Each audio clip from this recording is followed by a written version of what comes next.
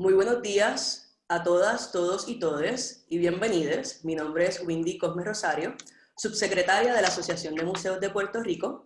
Muchas gracias por su asistencia y unirse a los profesionales y las profesionales de los museos del mundo en nuestra celebración del Día Internacional de los Museos.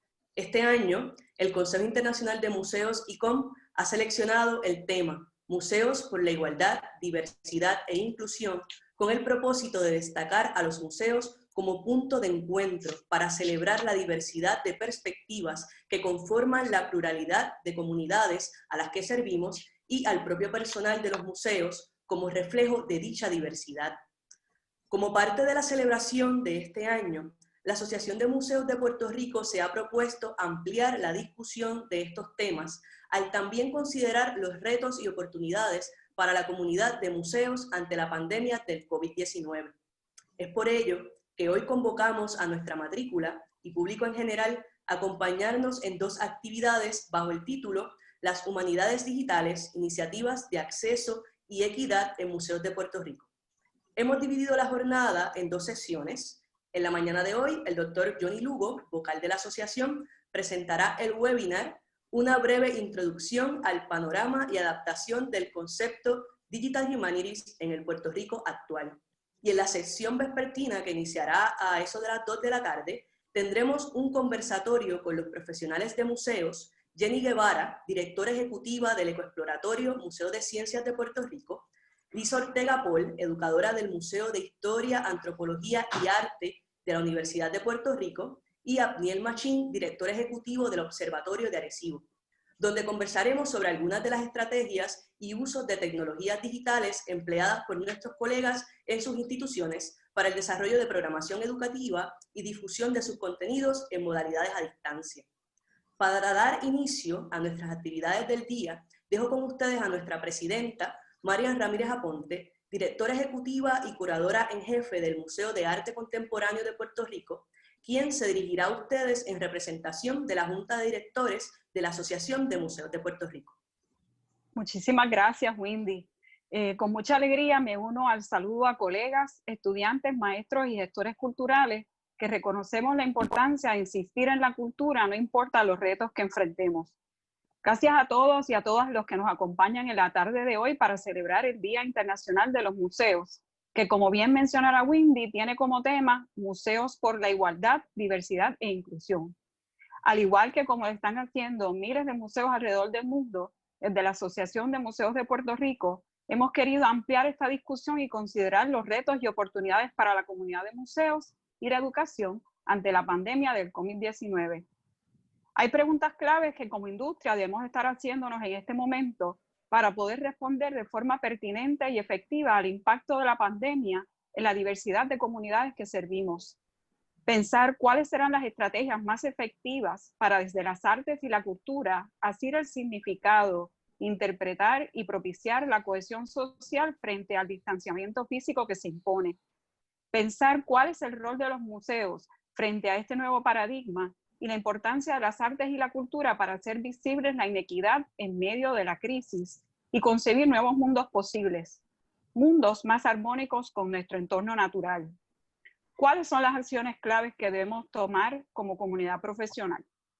Hoy en encuentros subsiguientes que ya tenemos programados, nos proponemos hallar la respuesta a estas preguntas y otras que surgirán en el camino y lo haremos como colectivo.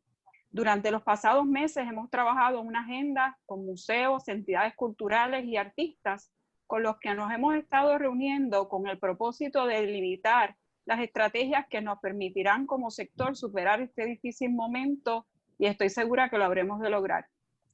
En esos primeros encuentros y como asociación de museos, asumimos el compromiso de capacitarnos y desarrollar una propuesta en conjunto sobre humanidades digitales, entendiendo que son un espacio que puede crear oportunidades para abordar los desafíos presentes. Las proponemos como un complemento necesario a las experiencias estéticas y educativas que ofrecemos presencialmente en relación a nuestras colecciones, nunca como un sustituto. Entiendo que el potencial de los museos para crear experiencias significativas para personas de todos los orígenes es una parte fundamental de su valor social. Como agentes de cambio e instituciones confiables, no hay tiempo como el presente para que los museos demuestren su relevancia al participar constructivamente en las realidades políticas, sociales y culturales de la sociedad moderna. Con esta actividad, la Asociación de Museos de Puerto Rico aspira a continuar uniendo esfuerzos e iniciativas para la recuperación de los museos en Puerto Rico, ayudando en la tarea de dar a conocer y compartir prácticas y estrategias de cara al futuro, visibilizando de esta manera la contribución de nuestros museos en estos tiempos difíciles e inciertos, así como su compromiso con las comunidades. Antes de terminar, quiero expresar mi agradecimiento a todos los panelistas, a Lorimar Marrero por el apoyo técnico para desarrollar la conferencia y a la Junta de Directores de la Asociación de Museos de Puerto Rico, que ha trabajado arduamente en el desarrollo de esta agenda en común. Contamos con todos ustedes para adelantar este trabajo. Que disfruten la conversación de esta tarde. Gracias, de la tarde. Buen día. Muchas gracias, Marian. Debo indicar que la transmisión por Zoom de nuestras actividades de hoy está a cargo de la 18, que es la Unidad Audiovisual del Museo de Arte Contemporáneo de Puerto Rico, y este es un evento auspiciado por el MAC. Por ello, hoy contamos con la asistencia técnica de Lorimar Marrero Sánchez, artista y cineasta independiente que coordina y dirige los trabajos de la 18. Muchas gracias al MAC y a ti, Lorimar. Saludos, gracias por la invitación. Unas instrucciones finales. La interacción con el público en esta modalidad de webinar se va a realizar a través de la herramienta de Q&A que provee la plataforma de Zoom y que la pueden ver en la parte inferior de sus pantallas. Este es el área donde podrán escribir sus preguntas. El señor Donald Escudero, encargado de las comunicaciones de la asociación, y esta servidora las estaremos anotando, y una vez finalizada la presentación las estaremos leyendo, para que conforme al tiempo disponible sean contestadas por nuestro panelista. El espacio del chat podrá ser utilizado para hacer comentarios, por si quieren hacer algún saludo, pero las preguntas, por favor, deben redactarlas en el área del Q&A.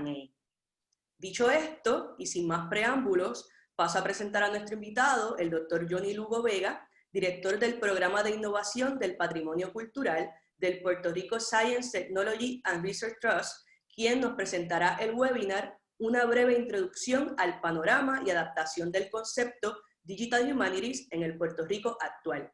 Bienvenido, Johnny, y muchas gracias. Muchas gracias, Wendy.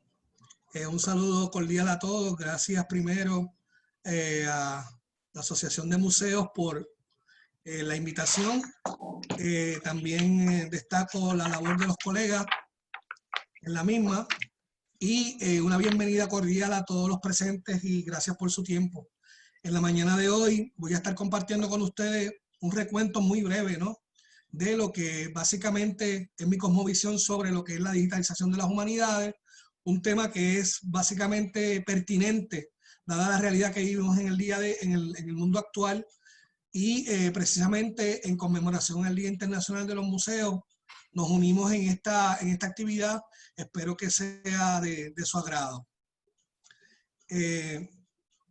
Básicamente tenemos una agenda bastante cómoda. Yo voy a tratar de hacerlo en 40 minutos o menos para dejar un espacio de preguntas al final, de modo que podamos entonces también interactuar con la información que hemos recopilado. Comenzaré con un panorama de las humanidades, básicamente tratando de entrar en la conceptualización de lo que significa la digitalización de las humanidades o las humanidades digitales. Vamos a hablar un poco sobre lo que es la adopción de la digitalización en términos generales y en términos de Puerto Rico. Es importante también conceptualizar este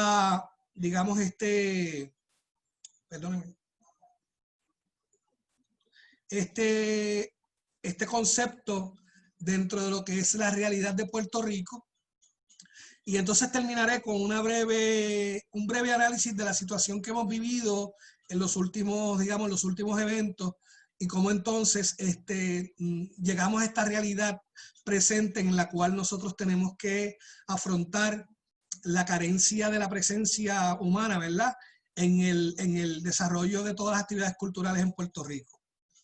¿Qué son las humanidades digitales? Básicamente, buscar una definición del concepto es un reto.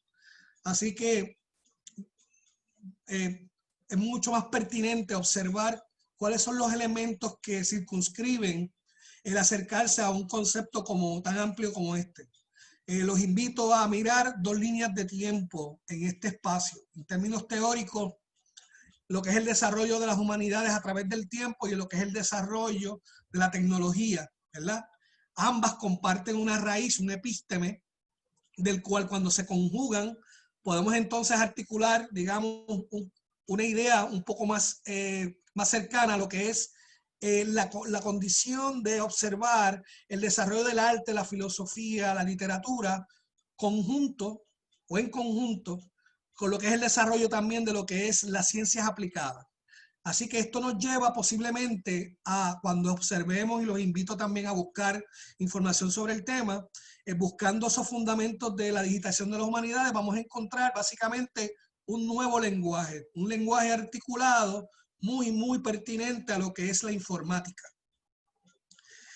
No podemos olvidar que existen unas líneas, ¿verdad?, que son tangentes al desarrollo de estas líneas de tiempo, lo que es la teoría del color, lo que es la fotografía, pero en el caso particular de la relación que nos compete a nosotros, de la informática, precisamente es la articulación de este nuevo lenguaje, un lenguaje que nos permita a nosotros hacer una transcripción de textos o de documentos tradicionalmente escritos a un lenguaje ordenado en un elemento electrónico, y entonces aquí podemos comenzar a observar lo que es la inscripción y la manipulación de datos.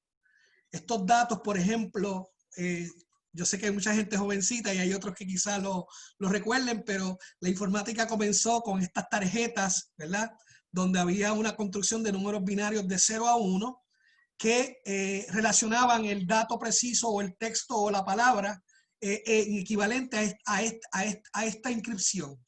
Así que nos acercamos casi en los 40, después de la Segunda Guerra Mundial, a lo que es el lenguaje de la informática con lo que es la programación de COBOL en el 1940, la programación de Fortran en el 1956, y ahora para las nuevas generaciones lo que es el Java, lo que son las inscripciones en las interfaces modernas, que propiamente todas van dirigidas a resolver un problema fundamental: cómo poder articular o trabajar un volumen tan grande de información en el menos tiempo posible.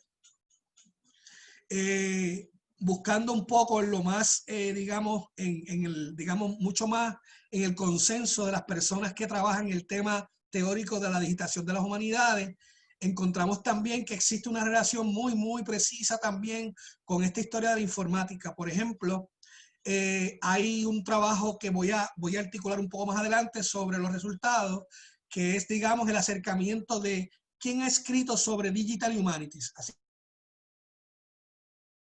que dos investigadores se tarea de buscar en dos revistas importantes, el Journal of Computer and Humanities, que comenzó en 1966, y otra revista que es el Literacy and Linguistic Computing, de 1986, pero con algunas ediciones en los 70, en donde comienzan a observar cuáles son los indicadores relativos a lo que es la definición de Digital Humanities. Así que, de cierta forma, en términos generales, hay dos puntos muy importantes que convergen aquí. No podemos hablar de digitalización de las humanidades sin entender que posiblemente existen dos inventos que han impactado a toda la humanidad: el desarrollo de la computadora y el desarrollo del Internet. En fin, a la altura del siglo XXI, buscando un referente textual, encontramos la obra de John Unsworth, donde nos presenta básicamente cómo es, o es reflejo, ¿verdad?, del consenso entre los teóricos, donde podemos observar aquí que es fundamental el poder comenzar articulado a desarrollar una teoría de la humanización de la digitación de las humanidades, sino entrar en la historia per se de lo que es el desarrollo de la informática y de cómo todas esas interacciones que ha tenido el ser humano a través de su lenguaje con la articulación y el desarrollo de la tecnología han producido un nuevo lenguaje. Ese lenguaje que nos permite ahora mismo tratar de preguntarnos si las humanidades digitales es una disciplina o es un paradigma. Así que quiero básicamente terminar esta reflexión teórica presentándoles dos puntos en esta dirección. la profesora Riande, que nos dice que posiblemente podemos definir lo que son las humanidades digitales a través de ese proceso de educación e investigación de las humanidades a través de medios digitales, búsqueda de datos, estudios de software o diseño y tratamiento de la información. Y por otra parte, aplicaciones informáticas en lo que son los estudios literarios, lingüísticos o culturales. Esto es muy importante, la cuestión cultural. Y realmente es ese acercamiento a obtener un formato electrónico, ¿verdad?, que pueda ser producido y pueda ser diseminado, difundido, de forma tal que pueda tener un impacto en lo que son las teorías de desarrollo de aprendizaje y de enseñanza. Y aquí hablo de la academia, ¿no?, de cómo esto se ha convertido en una multidisciplina, una transdisciplina, en la cual tenemos estas herramientas que nos permite observar de momento este desarrollo. Sulan Hills, que eran los investigadores que hacía referente anteriormente, encontraron que el % mayor, al observar todos los artículos de esta revista desde el 1976 hasta el 1986, encontraron que lo que es la palabra o el indicador de texto o tecnología era el más significativo dentro de este acervo. Así que, en otras palabras, ¿cómo podríamos definir las humanidades digitales? Básicamente, pues, estamos hablando de obtener un contenido humanístico y convertirlo en un lenguaje tecnológico.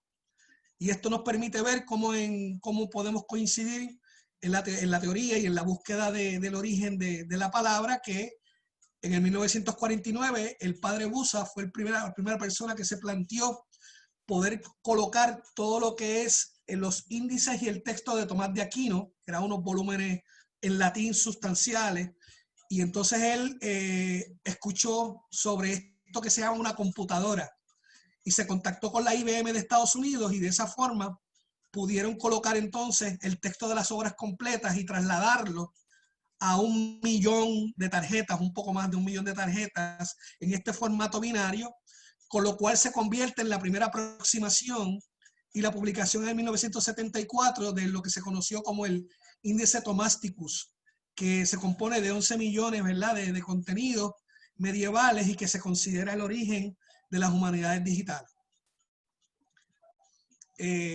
Sobre todo, ahora para utilizarlos a ustedes como estudiantes, les dejo una reflexión inmediata para que la tengan con ustedes.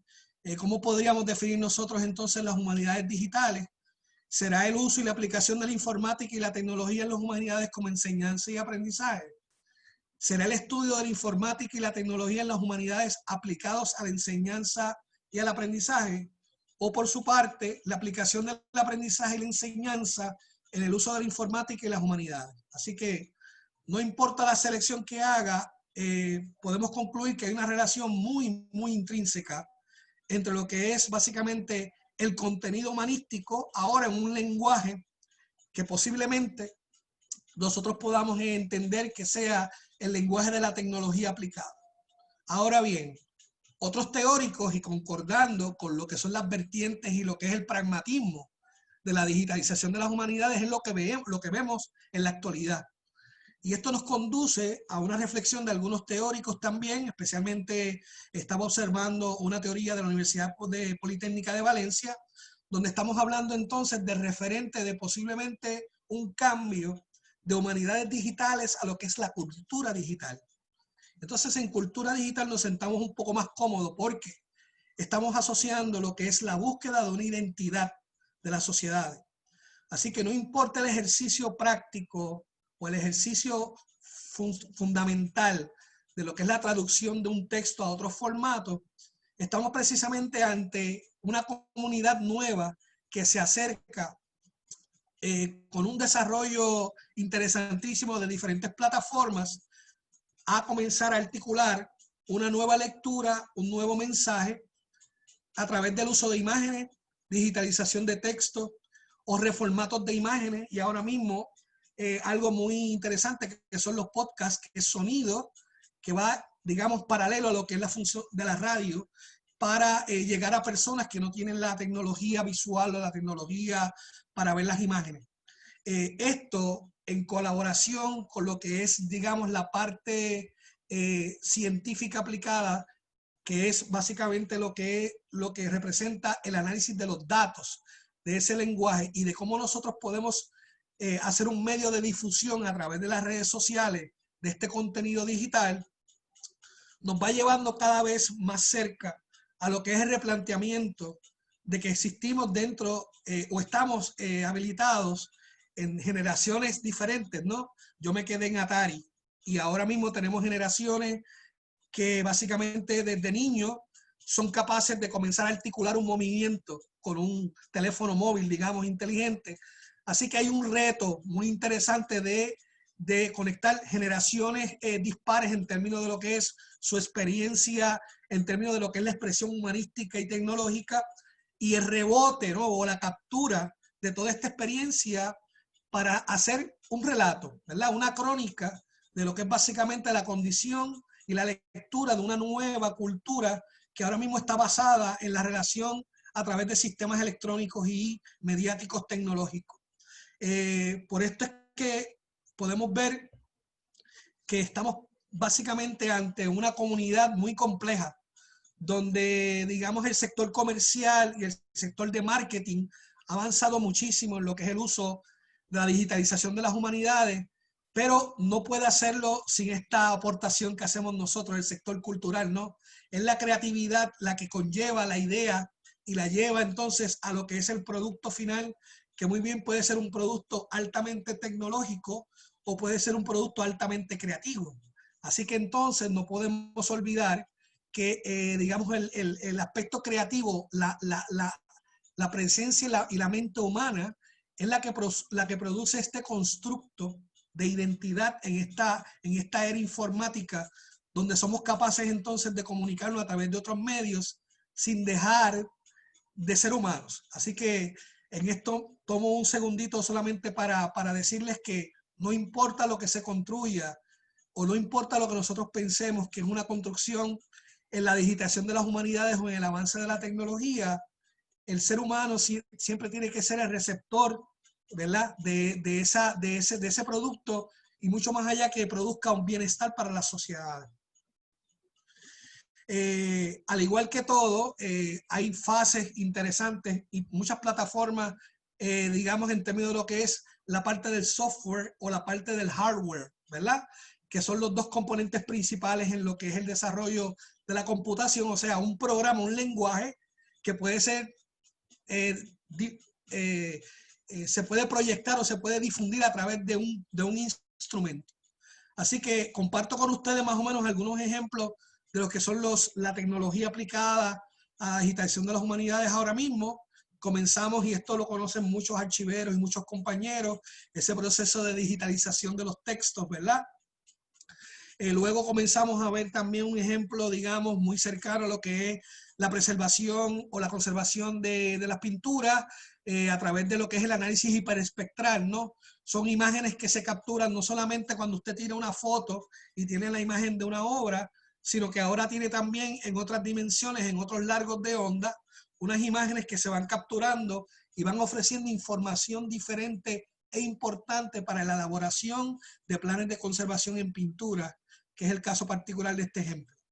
Tenemos también lo que es el formato 360, lo que son las galerías 360, que pueden ser utilizadas también en espacios como museos para poder atraer, ¿verdad?, esa perspectiva nueva de lo que es la vista en función de lo que es el ángulo, ¿no?, en la perspectiva de la visión.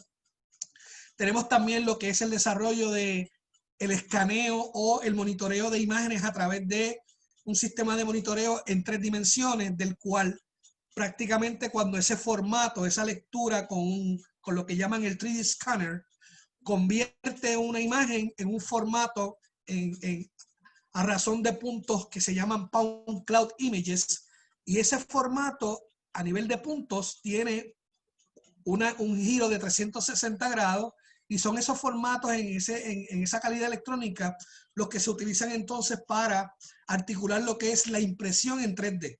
Antes nosotros estábamos acostumbrados, o todavía estamos acostumbrados, a la impresión, ¿verdad?, de las computadoras del texto. Ahora, con la tecnología, podemos ver impresión en volúmenes, ¿verdad?, en ejes de X, Y, Z, así de producto. Y esto ha ido avanzando con el momento.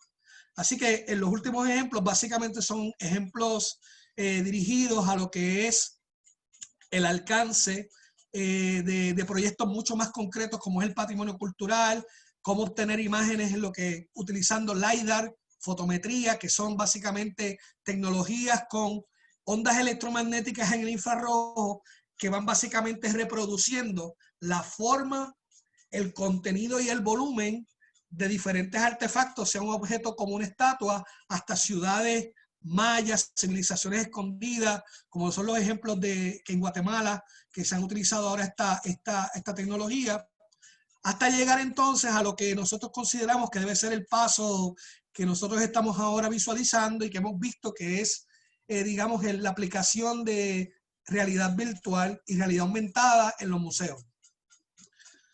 Quiero compartir con ustedes brevemente, espero poder hacerlo rapidito, un video en donde le puedo mostrar básicamente lo que es un ejemplo representativo de realidad aumentada en un museo.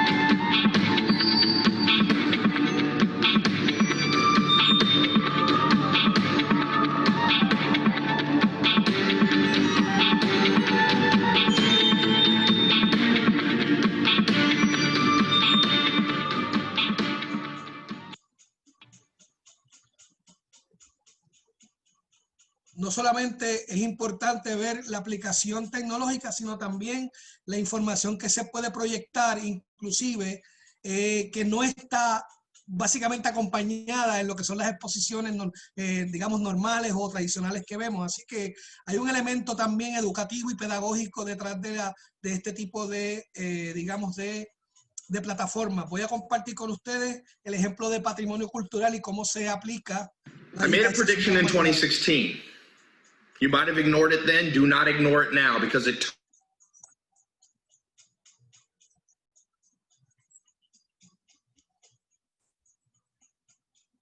people don't realize what's the number one factor that creates wealth, that creates financial independence?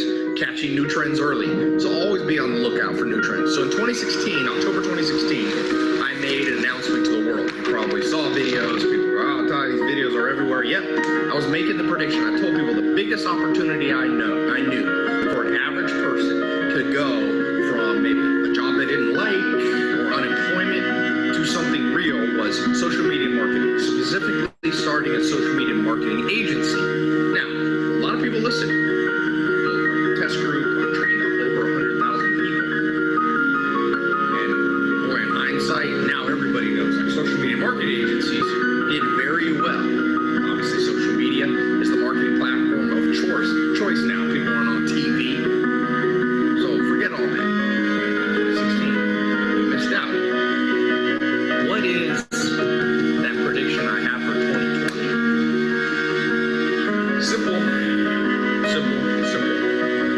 The opportunity is to become an e-commerce specialist. Now you might say, oh, I already know e-commerce. No, an e-commerce specialist is different.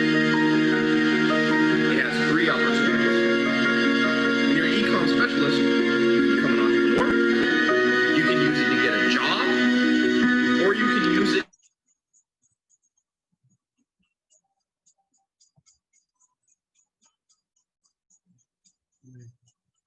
Muy bien.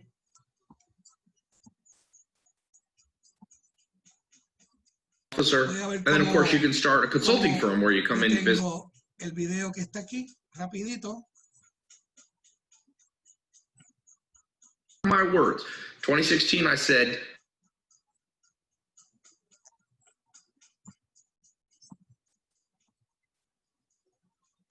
Ok, volvemos a la presentación rápidamente.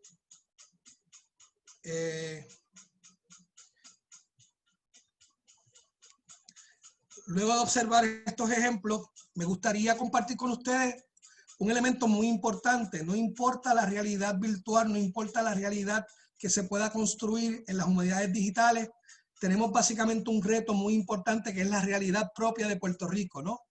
Hemos vivido en los últimos años y posiblemente en los últimos 3 años la inmediatez de lo que es la realidad biofísica de Puerto Rico a través de nuestra posición en el Caribe. Así que estamos hablando de que Puerto Rico es una isla, es un pedazo de tierra limitado, donde tiene una articulación geológica muy particular y un sistema tropical que es producto, ¿verdad? O que produce unos eventos particulares, y estamos hablando de los huracanes. Tenemos la experiencia del huracán María muy reciente en nosotros. Tenemos también la experiencia de los terremotos que comenzaron en diciembre del 2019 a tener un efecto hasta culminar con el evento de enero con un sismo de 6.5, teniendo como referencia que hacía 100 años que no recibíamos el impacto de un terremoto desde el 1918, y recientemente el impacto que tuvimos del movimiento sísmico en Ponce, que afectó, ¿verdad?, nuestro casco histórico en la ciudad, en dicha ciudad. O sea, lo que quiero decirles es que también existe una tecnología que nos ayuda y nos permite a utilizar unas herramientas y unos datos para poder ayudarnos a organizar acciones preventivas y planes preventivos ante la presencia y la realidad biofísica de Puerto Rico, ¿no? Somos unos cuantos millones en una isla muy limitada y una isla muy llena de retos. Así que cuando hablen de resiliencia y hablen de adaptación, tenemos que pensar inmediatamente en lo que nosotros hemos tratado de hacer en los últimos 3 años con todos estos eventos. Ahora bien, llegó el COVID-19, una experiencia completamente nueva, y el resultado fundamental, especialmente en el cambio, en el ámbito cultural, ha sido que no había ningún plan alterno, ¿no? Básicamente, la relación económica o la relación dinámica de nuestra cultura y de nuestros elementos culturales dependía de la presencia de las personas. Al llegar a una pandemia, crea un distanciamiento físico y social, cuyo resultado es el impacto inmediato a esa presencia o esa dependencia de la presencia en este ámbito que nosotros ahora estamos viviendo, y en el cual pues estamos viendo nuestros museos cerrados, algunos espacios turísticos vacíos como el Río San Juan, inclusive los aeropuertos. O sea que el impacto que ha tenido el COVID en el sector cultural ha sido significativo. Yo traté de hacer un análisis un poquito antes de María, solamente para compartirlo con ustedes, cómo nosotros podemos utilizar también una pequeña pieza de entendimiento y de análisis, que es un análisis FODA, ¿no? ¿Dónde están nuestras debilidades, fortalezas, oportunidades y amenazas cuando se acerca un evento? Así que desde la perspectiva de la digitación de las humanidades tenemos que aplicarlo, este análisis, ¿no? Tenemos que ver, en caso de que podamos decidir comenzar a desarrollar algún tipo de producto, tenemos que ver para qué nosotros lo vamos a utilizar y cómo lo vamos a utilizar. Así que en términos generales, ¿verdad? No quiero entrar en detalle, pero a modo de ejemplo, teníamos unas fortalezas durante María, antes y después. El conocimiento y la pericia que existe dentro de nuestro personal. Las comunicaciones a través de las redes sociales han jugado un papel importantísimo en la respuesta y en la mediación, ¿verdad?, de los problemas que hemos enfrentado. La ayuda de entidades de Estados Unidos, las diferentes agencias culturales y museísticas han sido de gran valor. En términos de debilidades, antes de María tenemos un sector cultural fragmentado y abatido por la crisis económica también, ¿verdad? No sé si comparten conmigo también, llegó el evento y había mucha información con poca claridad y no había instrucciones precisas, ¿no? Así que en la incertidumbre de la llegada de fondos, no había una herramienta, digamos, para manejar uniformemente, ¿verdad?, cuál era la necesidad del sector cultural. Así que tenemos unas grandes oportunidades a través del uso de la tecnología y lo hemos comenzado a ver. Yo debo destacar el uso de las encuestas en línea, que son una herramienta muy útil para capturar necesidad de sus recursos. Y entonces esto digamos, ha comenzado a crear una dinámica muy buena en lo que es, digamos, un movimiento cultural más activo a través de las redes sociales y a través de la tecnología. Y en esto destaco también la Asociación de Museos de Puerto Rico en ese rol de comenzar a articular, ¿verdad?, una presencia mucho más activa y un rol participativo en términos de lo que es este distanciamiento físico-social. Así que eso, junto quizás a la descentralización de fondos y la propuesta, ¿verdad?, y la ayuda de ese sector importante que son las organizaciones sin fines de lucro, podemos comenzar a articular un proyecto, ¿verdad?, unificado para la amenaza que tenemos persistentemente, ¿no? La crisis económica, los problemas gubernamentales, los fenómenos naturales que van a continuar con COVID o sin COVID. Ya se acerca la temporada de huracanes. De hecho, ya tenemos el primer sistema tropical formado cerca de Estados Unidos. Así que hay unas amenazas, hay unas debilidades, pero tenemos unas oportunidades que podemos comenzar a formalizar. Así que a tono con el mensaje del director general del ICOM, la pandemia del COVID obviamente ha sido un reto sin precedentes, pero ciertamente se está buscando la opción de que sea a través de la tecnología y la innovación la posible respuesta, no solamente para resolver problemas inmediatos, sino para poder articular un nuevo comienzo dentro de esta era, de esta cultura digital que comienza ahora con este entendimiento de nosotros a través de estos medios, a través de las redes sociales, a través del internet, y que de cierta forma va a jugar un papel importante en lo que va a ser el Puerto Rico o el mundo post-COVID. De esa forma, a mí me complace presentarles rápidamente, ya me quedan alrededor de 10 minutos, unas propuestas y unos proyectos desde la perspectiva del Fideicomiso de Ciencias, Tecnología e Información de Puerto Rico, donde tengo el privilegio de dirigir el programa de innovación del patrimonio cultural, que es sencillamente la pieza donde nosotros tenemos la responsabilidad como organización de producir la política pública en ciencia, tecnología e investigación. Así que a tono con esa misión y en búsqueda del bienestar de las sociedades, nosotros creamos un modelo basado en la conservación sostenible del patrimonio, que de hecho le llamé el virus positivo. Esto fue antes del COVID, ¿no? Buscando la forma de llevar un mensaje también de que la respuesta del ser humano ha sido un poco atropellada hacia el medio ambiente, pero eso no nos limita a tener una nueva relación con el medio ambiente mucho más armónica. Y de eso se trata la sustentabilidad. De hecho, en los pasados 5 años se ha reconocido internacionalmente que la cultura es el cuarto pilar de la sustentabilidad. Así que, en cierta forma, una de las áreas de interés que nos compete a nosotros es el área de digitalización e innovación en las humanidades. Con esto, obviamente, el Fideicomiso tiene cerca de 13 programas activos que van atendiendo diferentes sectores, pero con cada uno de ellos hemos articulado un proyecto que está, digamos, intersectado a través de la cultura, a través del patrimonio cultural, y obviamente tenemos una red de colaboración en proceso de otras personas que queremos conectar a través del mundo, porque entendemos que el mundo que va a ser después de COVID va a ser un Puerto Rico que va a tener una perspectiva local global. Y ese efecto tenemos que utilizarlo a favor de nosotros. Y no olvidarnos de que todo lo que vamos a utilizar va a ser para la búsqueda del bienestar, ¿no?, de las comunidades. De cierta forma, nosotros utilizamos diferentes plataformas, utilizamos mucho la herramienta de la encuesta para comenzar ese acervo de lo que es la tecnología.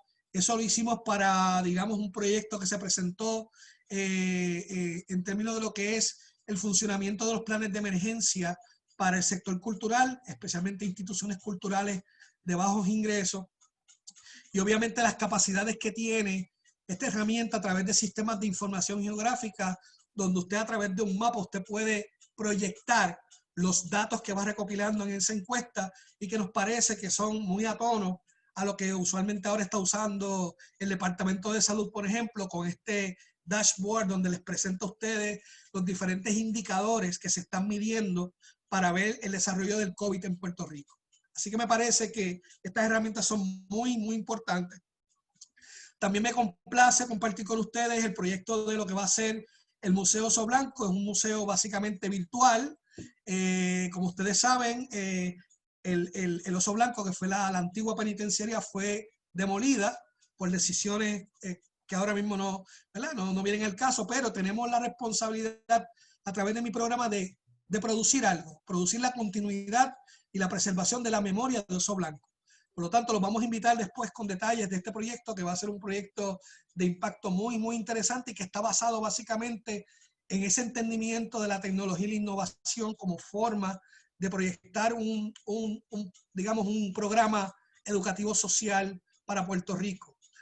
También dentro de lo que es el macro plan de la digitalización de las humanidades, me complace presentarles también un proyecto que lo llamamos The Art and Culture Healing Project, que es un proyecto básicamente fundamentado en la relación de las artes y cómo las artes y la cultura pueden ser un medio de sanación o una posible solución al distanciamiento físico, ¿verdad?, que conlleva también unos efectos en la salud pública de Puerto Rico. Así que con la colaboración del Fideicomiso de Salud Pública del Trust y el Programa de Innovación de Patrimonio Cultural, comenzamos a darle ruedo a este programa, y ahora con la colaboración de la Asociación de Museos de Puerto Rico vamos a comenzar a articular una serie de actividades donde posiblemente vamos a utilizar, ¿verdad?, este tipo de herramientas que son muy interesantes y me gustaría compartirlas con ustedes. De hecho, mi programa está para ustedes, para en cualquier cosa que ustedes necesiten, se comunican con nosotros, y básicamente es cómo nosotros podemos conceptualizar la estructura de una idea hacia una propuesta y hacia un proyecto. Creo que es de entendimiento general que nosotros tenemos que hacer un esfuerzo para buscar fondos externos debido a la crisis económica, y dada la falta de los grant writers o los que escriben propuestas federales, nos parece que nosotros podemos hacer unas cositas antes. Sí, podemos producir lo que es el ordenamiento de nuestra idea y de lo que es nuestra necesidad a través de lo que es el proceso, digamos, de la planificación de proyectos, que usualmente los resultados de este tipo de herramientas es la visualización mucho más sintetizada de cuáles son los objetivos, los indicadores y las necesidades que usted tiene para poder entonces decirle a la agencia: necesito 250,000, 20,000 dólares y los voy a gastar en esto. Entonces, de esta forma se ve mucho más efectiva y mucho más competente y competitiva su propuesta cuando la vaya a aplicar a las diferentes oportunidades de financiamiento. Termino básicamente con el ejemplo que estamos trabajando con la Asociación de Museos. Habíamos comenzado con el proyecto de echarle un ojo al arte, y obviamente esto es un proceso de creación también, ¿verdad? Es el proceso de transformación de una idea, de un texto, de un argumento, en función de una interfase donde vamos entonces a colocar diferentes herramientas tecnológicas para poder proyectar de inmediato qué es lo que nosotros queremos llevar como mensaje, cuáles son las necesidades del proyecto y qué es lo que nosotros necesitamos en términos de recursos, sean humanos o sean económicos. Así que los invito a que puedan continuar en contacto con la Asociación de Museos, que son los repositorios básicamente en esta efeméride de lo que es el uso posiblemente y el alcance que pueda tener, crear colaboraciones con diferentes sectores para desarrollar proyectos en Digital Humanities. Solamente me resta agradecerle a mi jefa, la ingeniera Luz Crespo, del Fideicomiso para Ciencia y Tecnología e Investigación, por la oportunidad de darme para compartir este mensaje con ustedes en estos tiempos difíciles. A mi equipo de trabajo, a Litza y a Shirley, que componen el team de mi programa, a mis compañeros de la Junta de Directores, que son unos fajones y que hacen realidad este proyecto, y al equipo técnico de este taller virtual, que precisamente son las personas detrás de toda esta imagen, que somos básicamente los mensajeros de esta nueva forma de conectarse con el mundo y conectarnos a través de estos medios.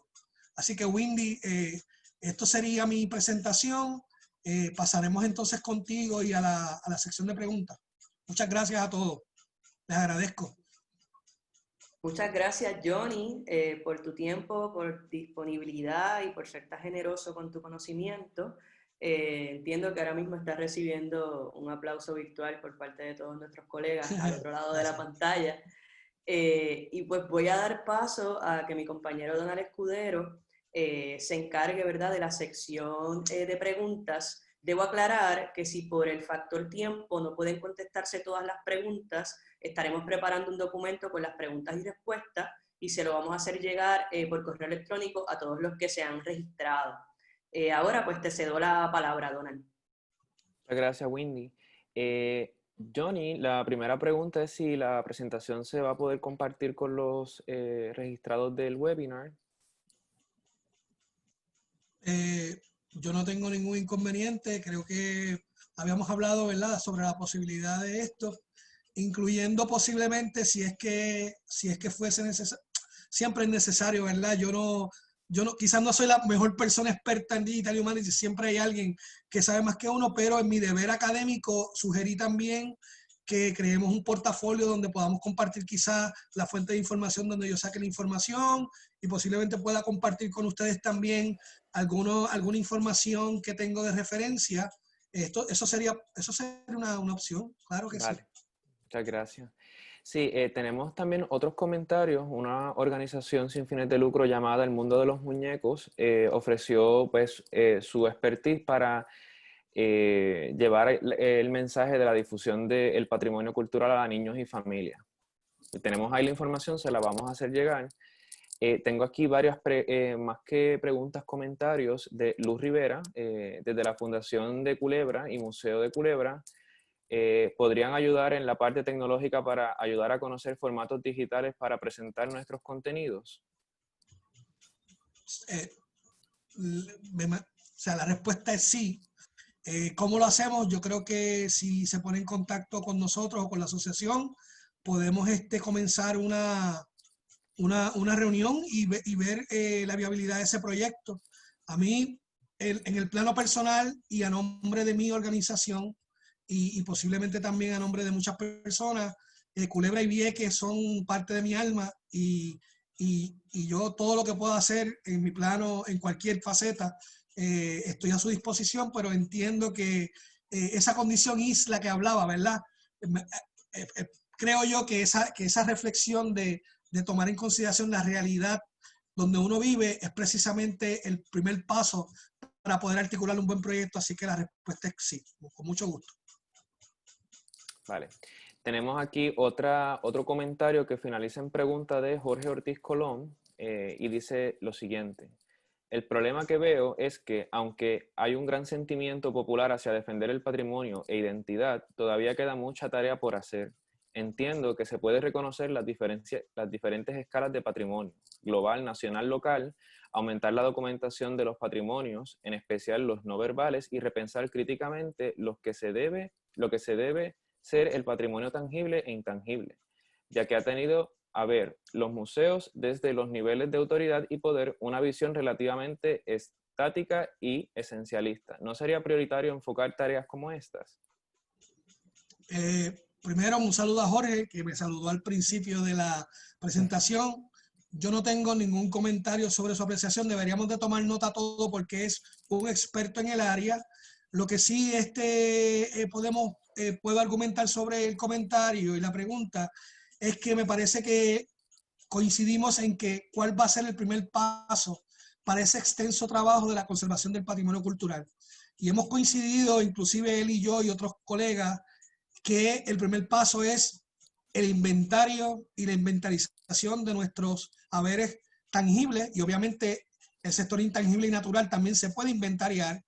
Y precisamente este tipo de herramientas podrían ayudarnos a comenzar ese proyecto nacional, ese plan nacional ausente que yo mencionaba, donde la tecnología realmente nos hace preciso que cierto volumen de trabajo, que es el trabajo que Jorge y todos sabemos que es el trabajo de campo, el arduo, posiblemente sin dejar el factor humano, definitivamente hay muchas cosas que se pueden utilizar a beneficio utilizando todas estas herramientas. Y hemos presentado varios ejemplos, ¿no? Así que yo estoy de acuerdo con sus comentarios y me parece que sí, que hay un trabajo arduo que hacer, pero hay que comenzar a hacerlo, y si este tipo de tecnología nos facilita el trabajo, pues obviamente sería mi primer paso. Ok. Tengo otro comentario de Nadja Ríos. Ella le gustaría que ampliara sobre el aspecto de sustentabilidad tecnológica, entre paréntesis, equipo, programación, conectividad. En particular, me gustaría que hiciera un comentario sobre centros, archivos y museos comunitarios que funcionen como espacios multiusos. Ok, es una pregunta compuesta, déjame ver. En la primera, básicamente, yo entiendo que cuando hablamos de sustentabilidad es que nosotros no podemos dejar de pensar que no voy a resolver un problema y voy a mover toda mi colección de un museo a un formato digital, y entonces todo esto lo voy a conectar a la luz eléctrica, ¿no? Y vamos a consumir petróleo y vamos a seguir utilizando este tipo de fuentes de combustible fósil. El reto es importante, lo sé que es a veces bien difícil, pero usualmente, digamos, con el ejercicio sencillo de obtener la selección de un equipo de bajo consumo energético o que tenga aditivos para utilizar el menor, digamos, una alta eficiencia en el consumo, los llamados Smart Electronic Devices y los Star Energy Devices, es un paso fundamental desde la hora de la selección de esos instrumentos. Así que desde ahí ya está pensando en la sustentabilidad y en el poco consumo que va a ser esa movilización, esa migración al formato digital. Y obviamente para mí es más importante la parte real. La sustentabilidad tiene que ver también con resolver problemas teniendo el compromiso de no comprometer los recursos del futuro. Así que también esa accesibilidad y la equidad de acceso. Ahora mismo hay un montón de plataformas que usted puede utilizar de libre acceso.